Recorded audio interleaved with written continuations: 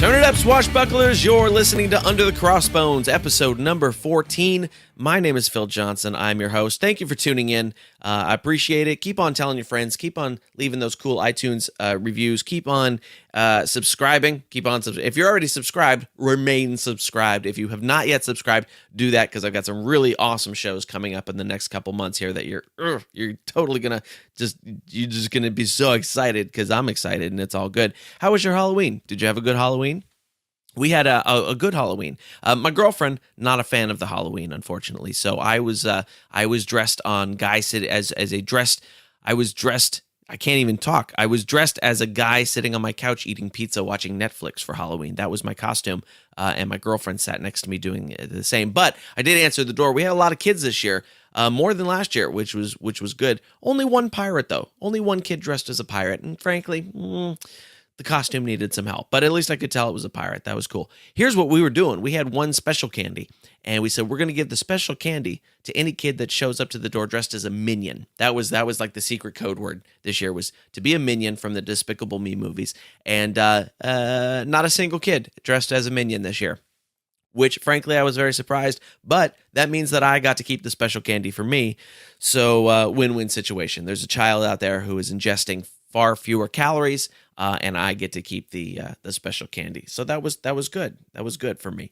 On the show today, got a great interview with Joyce Mclean of Legends of the Gulf Coast. And Legends of the Gulf Coast is a pirate experience in Galveston, Texas. And if you're down there, you should definitely go see it. Joyce and I talk about she's the first licensee captain I've had on the show, which seems like, really, it took 14 episodes to get a licensee captain? But yeah, she is, and she became one at 19 and had a very interesting adventure. You're going to totally dig the story. We talk about that. We talk about how she ended up in Galveston opening a haunted house and then this pirate experience. And it's one of those stories I like, of people just kind of going their own way, doing their own thing, and carving out a life for themselves. I really think that's cool. Very piratey, don't you think? I think it is. Yes. Then on the show today, we've got. Here's the thing. You know what my favorite holiday is? It's not Halloween. I love Halloween. You know what my favorite holiday is? November the 1st. Yeah, half price candy day. That's my favorite holiday, because I get out of bed on November 1st and I go to the drugstore and I buy a pound of candy corn. And I do this once per year. And that candy corn will last me 4 or 5 days. And this year I bought the pound of candy corn, also bought a half pound of peanut butter cup candy corn, which sounds like a bad idea. And in retrospect, it was. Not very tasty. I finished the bag anyway. It was only 89 cents. And so I ate it. But yeah, the traditional candy corn is quite better. And the plastic bag is sitting here on my desk as we speak, staring at me, calling to me. You hear this? Right there? That is my bag of candy corn calling to me. And yet, I can smell it. I'm not eating it while I'm recording this, because that would be weird. And it probably would not make for a very good podcast. So it's staring at me, and I'm going to wait. And after I'm done talking to you, then I'm going to go eat candy corn while we listen to this interview with Joyce Mclean. Comedy and music on the show today, of course. We got comedy from Sampson McCormick, very funny dude. You're going to totally dig him. And then we've got some music from Seratonic. If you're into the jam band thing at all, Seratonic is the band for you, man. They got some good jams happening, and I think you're going to really enjoy it. Shows, as usual, I will be on stage this week. Friday, November the 6th, I'll be at the Hotel Leger in McCullough Hill, California, headlining there. If you know where McCullough Hill is, you'll probably be at the show, because I think the town only has 4 people, and they all go to the show. It's always fun. I've played there before. It's a good time. They fill the place up, and it's a lot of fun. Wednesday, November the 11th, I will be at the Russell City Bar and Grill in Hayward. Friday and Saturday, November the 13th and 14th, I will be at Goonies Comedy Club in Rochester, Minnesota. Come out for that. That's always fun. Tuesday, October the 17th, I'll be at the Cat Club in Chicago. New place for me. I've never been there before, but it sounds like it'll be a good time. Wednesday, November the 18th through the 20th. That's Wednesday through Friday. I will be at Zany's Comedy Club in Rosemont, Illinois, which is just outside of Chicago. Great club. I love playing there. So definitely come out for that. Saturday, November the 21st, I will be headlining at the Sherman Bowling Center in Muskegon, Michigan. Yep, it's a bowling alley, and I will be headlining there because you go where the money is, and they're paying me to go there. So I will go there, and I will tell jokes, and it will be a blast. So if you're in Muskegon, come out for that. Sunday, November the 22nd, I'll be at the Riverfront Hotel in Grand Rapids, Michigan for their Sunday Funny Show. That one is a blast. Definitely come out if you're in Grand Rapids. And then Saturday, November the 28th, right after Thanksgiving, tongue's not working, right after Thanksgiving, I will be headlining at the Englander in San Leandro, California, back here at home. So lots of shows this month. You can always find me at philjohnsоncomedy.com if you want to see that. Be sure to check out the show notes for this show under thecrossbones.com/014. All right, I'm going to shut up now. Let's get into the interview with Joyce Mclean. Check it out.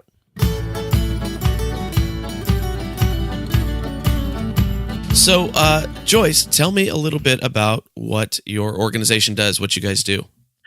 Well, Pirates Legends of the Gulf Coast is an exhibit that is located Galveston, Texas, on the very famous Strand, which is a very historic street in Galveston.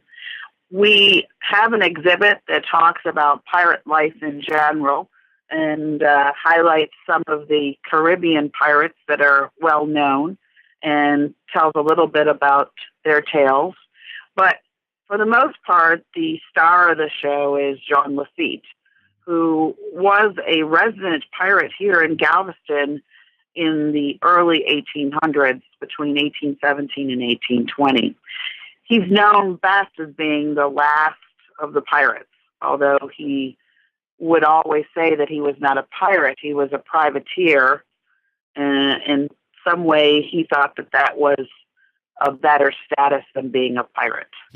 Okay. And I know Jean Lafitte was involved in the War of 1812 and that type of thing. What can you tell me a little bit about that story, about how he was involved and why he was how he sort of played both sides of the fence? Oh, yeah. It was very interesting. Jean Lafitte at the time, prior to the English attacking New Orleans, was holding an area south of New Orleans, southwest of New Orleans, called Barataria. Oh, sorry. He had a settlement there where he actually did a lot of trade. He would set up shop, so to speak. It was sort of like a big flea market. You would come there, many people did from New Orleans, and be able to buy stolen goods at quite a bit of a discount than what you would be able to buy it for at market in New Orleans. And then he had barges that would travel up the waterways from Barataria up into Louisiana and service many of the plantations in the northern part of the state. Right about the time that area was at its height, in other words, it was the most productive and he was earning the most money, he was approached by the English. And the English said, you have two options. Either you help us defeat the U.S., or we will destroy you and kill you. And he apparently asked them if he could have a day or two to think about it and also to make arrangements to take care of his businesses. And they, it said, gave him about 48 hours to do so. In the meantime, he headed to New Orleans and got in hold of the governor of Louisiana at the time and told him of the English's plans, and that he was asked to direct them the best way to attack New Orleans, which would be up those waterways that he had been using to get goods up into northern Louisiana. And it's said that Andrew Jackson then sort of deputized him and his men and got them to fight in the Battle of New Orleans, including his cousin and several others. And they defeated the British because they knew more about the lay of the land than the British did. That's interesting. That's a short version of a very long story. Yeah. I like it. That's great. Yeah, we've had I've had some Jean Lafitte stories on the show before. I actually spoke with the founders of NOLA Pirate Week on my very first episode. Yeah, and Seika is actually related to Jean Lafitte or one of his crew. I'm sorry, not related to him, but related to one of his crew who was actually there at the battle and all that kind of stuff. So it's always fun to hear Jean Lafitte stories on this show. Out here on the West Coast, we always forget that pirates were in America, essentially.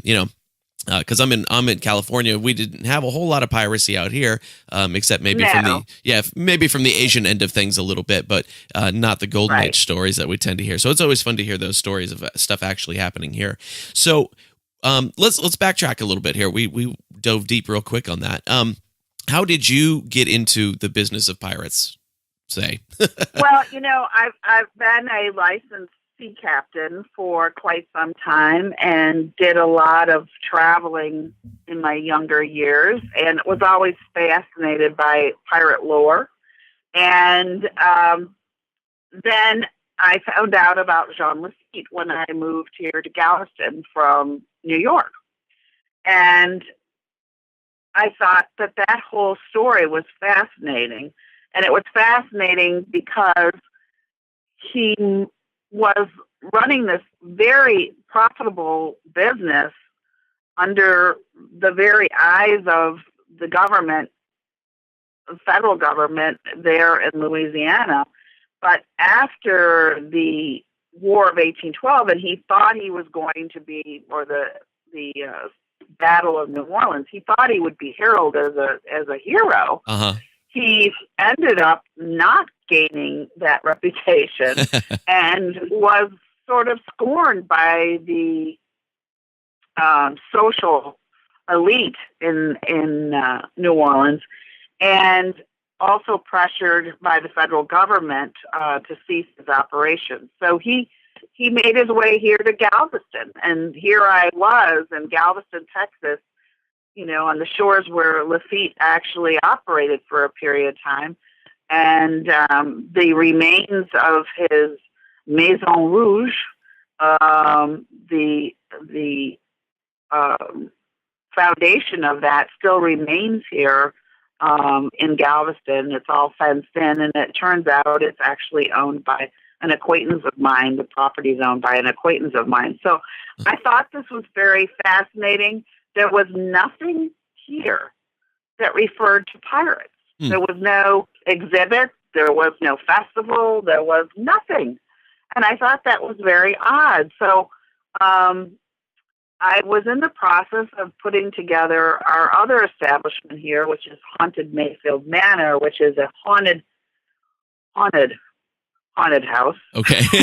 That is based on the tragedy of the 1900 storm, some 100 years later from when Lafitte was here. Uh-huh.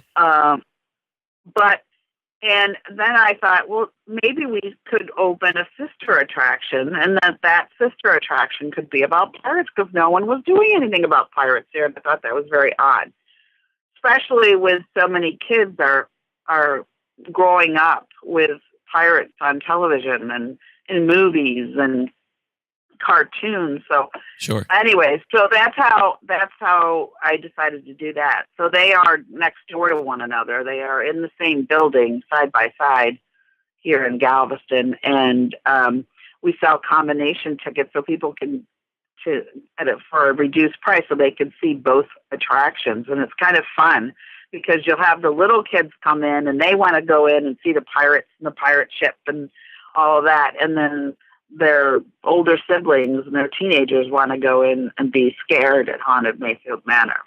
Okay, that's interesting. That sounds really cool, and I want to talk more about both of those. I want to go back for a second. So you said you're a licensed sea captain, and you've done a lot of traveling and things like that. What that's all a very very foreign world to me. How did you? Did you grow up boating and things like that? I did grow up boating, and it's a funny story. I'll tell you real quick. When I was 18, almost 19 years old, my father and his friends would play gin, play card games together. Uh-huh. And one of his friends happened to be Andy McNally of Rand McNally. Oh, okay. And they had a summer place right near our summer place. As a matter of fact, it was right across the river, the St. Lawrence River from Andy McNally's place.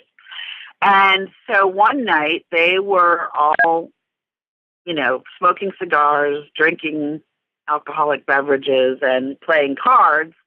And my duty was to go collect the gentlemen that were over at Mr. McNally's place and deliver them to their various island homes, so that they didn't have to try and drive their boats at night, and especially in their inebriated state. Right. So I picked up the four men that had gone over there with my dad and delivered them.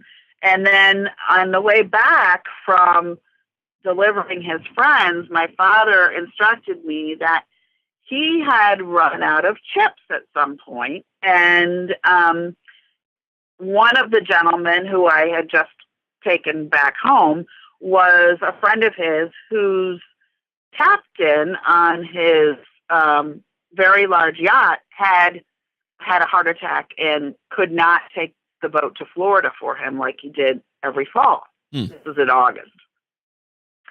And I said, well, that's too bad. What's he going to do? And he said, well, I lost that hand, so you're taking the boat to Florida. And I said, yeah, but, I've only done that once, and it was with, our family vessel. So it's not like it's somebody else's vessel, and it was much, much bigger. Uh-huh. And so what happened was I got my license in a very short period of time. I had enough sea time so I could do that, and I took the test. I went to class. I took the test, and 60 days later, I was taking this 88-foot yacht to Delray Beach, Florida. Wow. And how long a trip was that? It was 27 days. Wow. And you're like 19?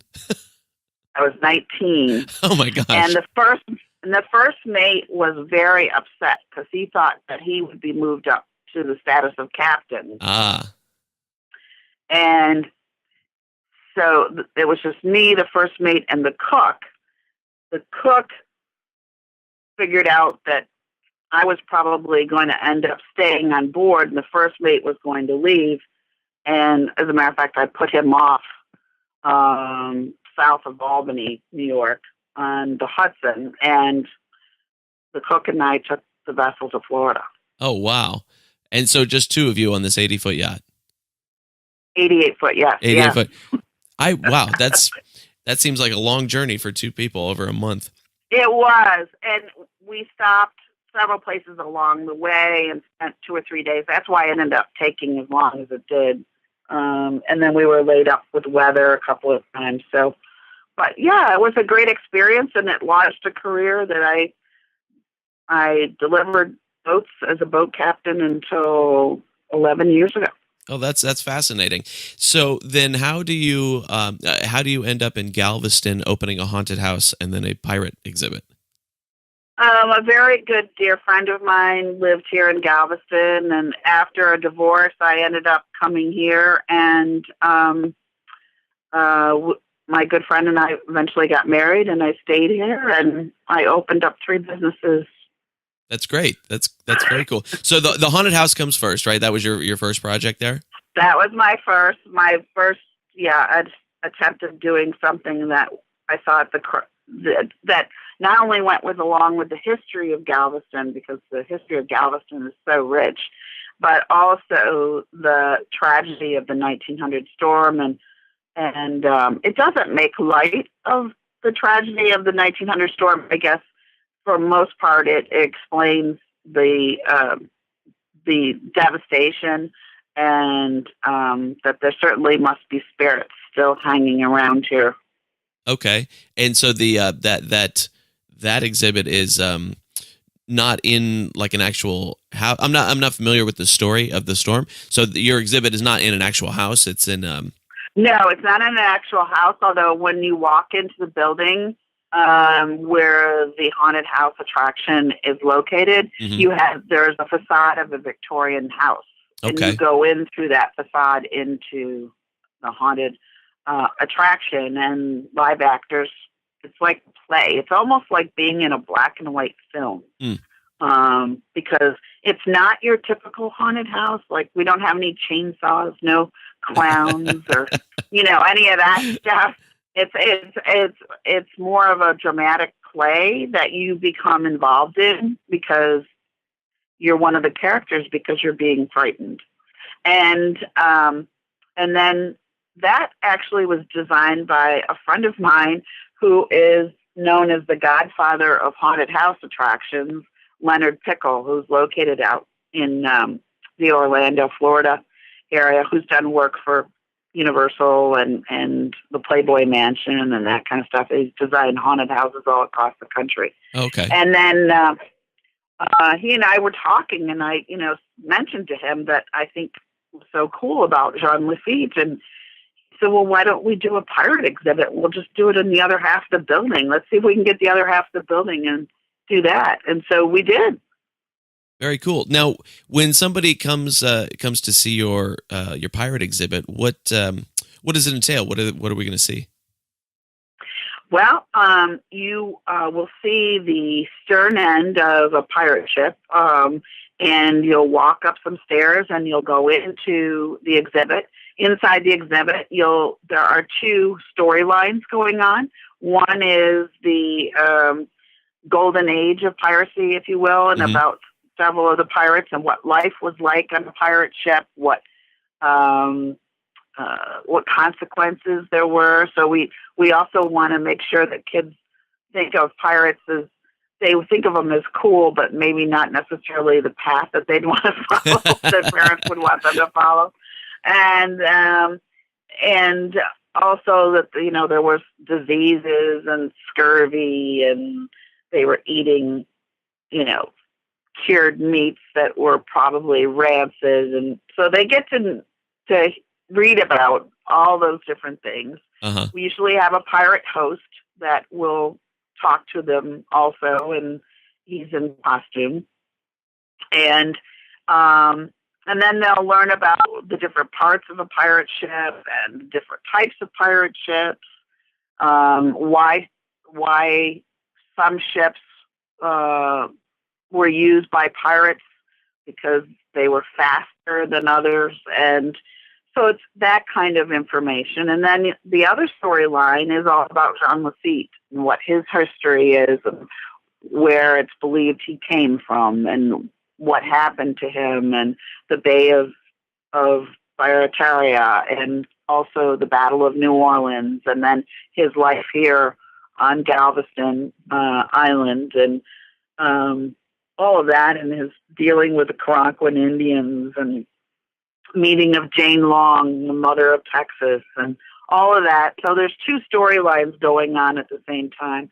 Kids come in and they get a map that has a map on one side and questions on the other. If they fill out all the questions correctly and answer the questions correctly, they get a prize afterwards. We have a lot of birthday parties. We have a party room in the back, and we have pirate parties for both kids and adults. And so it's a lot of fun. It's a lot of fun. That sounds great. And you actually brought up something that comes up on this show a lot, and that is the sort of idolization of pirates by kids and adults, because we're here too, and the reality that they weren't always the super greatest guys, and it wasn't exactly a lifestyle you'd want to undertake these days. And no. So I think we also talk about lady pirates, which is very interesting. Not too people realize that there were a lot of women pirates. Sure, yeah, and yeah, good to tell the little girls that they can be a pirate too, I guess. right, exactly. Here's something you don't want to do. You can equally not do this together. Yeah, it can equally not be this bad together. But I think the Johnny Depp has certainly done a lot for the promotion of pirates, as did Errol Flynn in decades past. But, sure. And we talked about, we have one room that's the movie room, and we actually have a vest that was worn by Yul Brynner during when he starred in a movie about Jean Lafitte. Uh-huh. And so we talk about the fact that everything you think you know about pirates, you didn't learn from books. You probably learned it from watching a movie. More often than not, yeah. I know. Certainly for myself, my first taste of it was Disney stuff, Pirates of the Caribbean and Peter Pan and things like that. Oh yeah, and that's still my favorite ride. Yeah, it's wonderful. It's absolutely wonderful. Have you ridden both of them? The one in California here as well? Yes. Yes. Yes. Love both of them. Yeah, they're both great. I have only been to Disney World literally for 4 hours one day, and that was the first thing I went on because I had to make sure. But yeah, that's really great. Both of my girls worked for Disney for a bit. Oh, okay. And so we're kind of a Disney family because I think that their level of excellence it certainly sets the bar very high. I don't pretend that we are Disney worth, but we try very hard to create a great experience in both of the attractions. That's great, and that's definitely a nice artistic bar to try and hit, even if you're only coming close to it. Are your exhibits that you sound? I know you do a lot of kids stuff. You have your pirate day camp and things like that for kids. Is the whole thing attractive to adults as well? Oh, absolutely. I think people get caught up in reading because we have a lot of placards on the wall, and they get interested in the history, especially because if they're visiting Galveston, they may be learning for the first time that there were actually pirates here. Oh, okay. And the legend of Lafitte and all that happened to him when he was here, and then the mystery of what happened to him when he left here. Right, which nobody actually knows what happened, right? Nobody actually knows. Yeah. He became Johnny Depp. Yeah. Yeah, he's not Johnny Depp, no. Well, this has been a really fun talk. So your the website is piratesgulfcoast.com, is that correct? Yes, it is. Okay, great. Well, we will be sending people over there, and I know as soon as I get down to Galveston doing some comedy, I'm going to come by and see everything you've got because that sounds like a whole bunch of fun. So that'll all be. I think people should come to Galveston anyways. It's a fun town. It's sort of the Texas version of Key West. I like it. It's a lot of fun, and yet it has this wonderful backdrop of historic buildings and a wonderful beach. So there's a lot of reasons to come here. That sounds great. Well, Joyce, thank you very much for talking to me. This is really cool. You were officially the first official sea captain I've had on the show. So. Oh, wow. Did I miss anything? Is there anything else you want to tell us about? No, I think that's about it. I am working towards with some other people here to try and have a pirate festival here on the island. Great. And as soon as we get those plans solidified, of course there'll be information about it on the pirate website. And also wanted to anybody that's hearing this that's in the southern Texas area, come and see us at Haunted Mayfield Manor. We're doing a Zombie versus Day of the Dead Rumble on Halloween, 10/31. Nice. And we have live bands, we have entertainment, all kinds of things going on. And it's a lot of fun to be in Galveston on Halloween. So come see us. That sounds fantastic. And when you have the festival information, be sure to let me know too, and I'll I will, get it out to my folks. Great. It seems like a natural for this town. Yes. We have a lot of people that walk around in pirate costumes all the time anyways. This is a part of their daily life. So really? Why not have a festival? Absolutely. Yeah, got to give those folks something to do besides go to work. Yeah, exactly. That's fantastic, Joyce. Thank you again. I really appreciate you being on the show. This was really fun. Oh, great. Anytime. All right. I'll talk to you again soon. Thanks. All right. Take care. You Bye-bye. too. Bye-bye. And there you go, friends. That was my interview with Joyce Mclean of Legends of the Gulf Coast. If you're in the Galveston area ever, make sure and go to check them out because it sounds like it's going to be a really, really fun time. I'm going to go check it out myself. You can find them at piratesgulfcoast.com. And yeah, let's get to some comedy and some music. The comedian I've got for you today is Sampson McCormick. I worked with Sampson recently at a gig. It was at the adult toy store gig, if you remember me talking about that an episode or two ago. And very funny. But I will warn you, today there is a bit of adult language in the comedy bit. But here's the thing. Up until now, I've kept the comedy pretty mostly clean, bleeped out a couple of things here and there. But I like comedy that's got some language in it when it's used appropriately. You're not going to hear me playing just stuff that's just dirty for no reason. I like intelligent, edgy adult comedy. So that's what you're going to get today. But if you're offended by language or edgy material, here's your opportunity to tune out. I'm warning you now, but I implore you not to, because I think you're really going to enjoy Sampson. He's a very bright, very funny guy. Also today, we got music from Seratonic. We got a song called West LA Ragtime. And if you like the jam band scene at all, you're totally going to dig these guys. It's instrumental stuff. It's a little bit longer track. I figure since we had a bit of a shorter interview, I give you a longer music track here at the end, and it all fits together all nicely. And it's great. So the guitarist of Seratonic is actually a buddy of mine. His name is Eric Yoder. And if you have ever been to a comedy show presented by the Funny Business Comedy Agency, it's Eric's fault, because his family runs that, and he's the main guy there these days. So Eric also hires me for a lot of work, and that's a good thing. So here's some comedy from Sampson McCormick and music from Seratonic with West LA Ragtime. Enjoy. I have an aunt who I absolutely love, my Aunt Jackie. I love me some Aunt Jackie.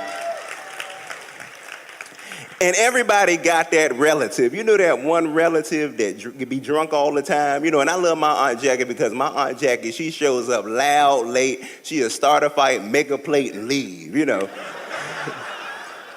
Like, she one of them ones who will come down to, you know, a picnic or something, be like, bitch, don't hold my arm, I got something to say. I love my Aunt Jackie, you know. I actually love her too because she's the first one in the family who accepted me as gay. Like, when nobody else knew, well, everybody knew, but they were just throwing holy oil on it. And she was the one, she was sitting on the front porch one night and she was smoking her little cigarette and she was like, hey boy, come here. Yeah. I'm tired of you telling people you're not a fag.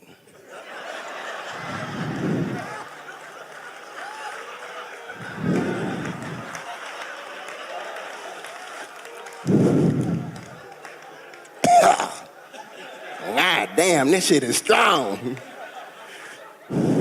I choked on the cigarette. I almost did that the way you be doing them dicks.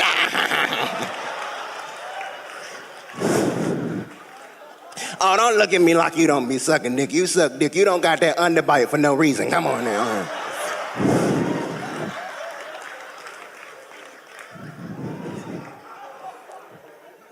I knew you was gay when you was born. Oh, don't know. When you were born, you was a pink baby. But that wasn't a skin condition. That was sugar. What you looking at me like that for? Bitch, I'll bust you upside your head. Big homo. Windmill me, I'll windmill your ass back. I knew you were gay when you was 3 years old. You like your bottle a lot.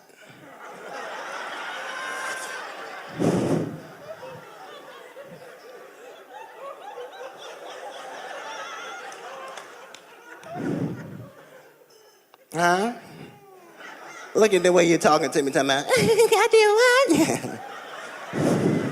You got a lot of sugar in your tank. I'm getting diabetes just looking at you, shit.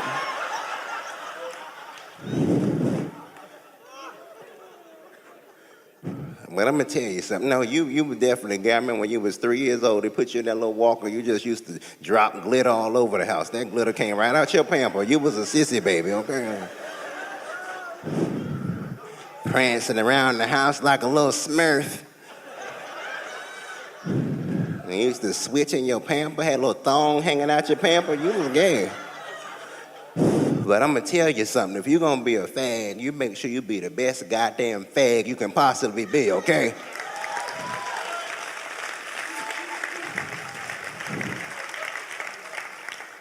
And if somebody call you a fag, tell them bitches to make sure they put a number 1 on the front of that motherfucker.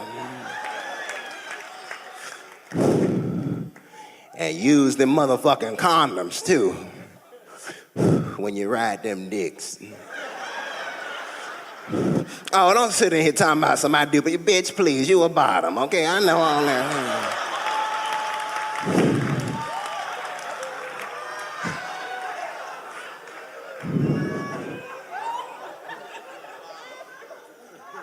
You swallow that sofa whole when you sit on it. But it's okay, I don't give a fuck if you are gay. Be a faggot, you be proud of that shit, and if somebody got something to say about it, tell them I'll beat their motherfucking ass, okay? And you keep a can of vegetables in your purse or your bag and you knock the shit out of them, you hear me?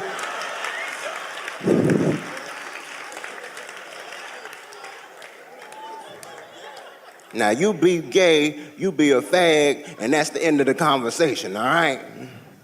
Now, go in there and give me some of that dry-ass potato salad your other aunt made with her bitch ass. I love my Aunt Jackie. That bitch is...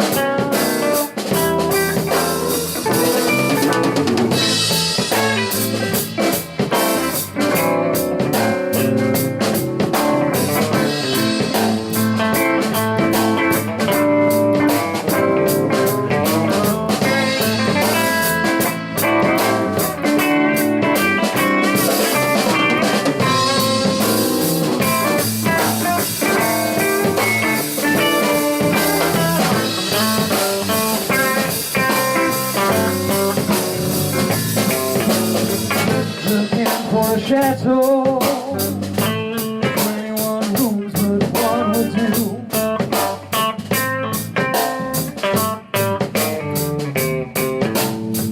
Looking for a chateau, 21 rooms, but one will do.